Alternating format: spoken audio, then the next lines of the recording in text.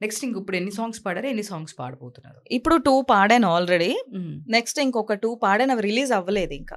Okay. అది Telugu are Tamil? ఒకటి తెలుగు, ఒకటి తమిళ్, తెలుగు 2 పాడాను. ఓకే. తెలుగు, తమిళ్ 2 పాడారు. మీకు తమిళొచ్చా?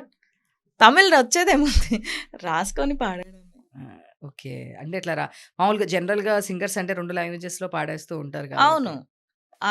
చాలా లాంగ్వేజెస్‌లో పాడతాం గదా! అలా అనుకుంటే ఎన్ని పాడతాము.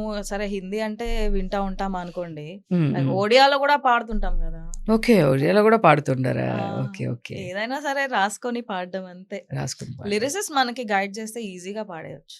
ఓకే. అది పెద్ద విషయం గాదంటారు. లాంగ్వేజ్ తెలిసిన వాళ్ళు ఒకళ్ళు మనకి గైడెన్స్ ఇవ్వడానికి ఉంటే హ్మ్.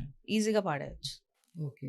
మీరక్కడ లాంగ్వేజ్ తెలిసిన వాళ్ళ పర్సన్ మీకుంటారు అక్కడ గైడ్ చేస్తూ ఉంటారు. లిరిసిస్ట్ ఉంటారు కదా! హ్మ్.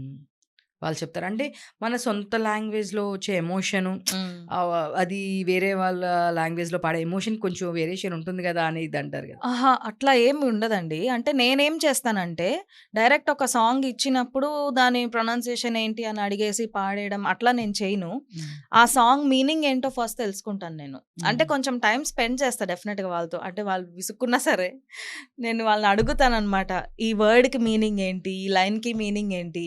అండ్ ఇది ఏ సందర్భంలో మూవీలో ఈ సాంగ్ వస్తుంది? హ్మ్. లైక్ ఎవరెవరి మధ్యలో వస్తుంది? ఒక్కోసారి దాని ముందు సీన్ ఏంటో గూడా చెప్పరా అని గూడా అడుగుతాను. ఓకే. సో, అదన్నీ మైండ్‌లో పెట్టుకొని దాన్ని బట్టే పాడతాననమాట.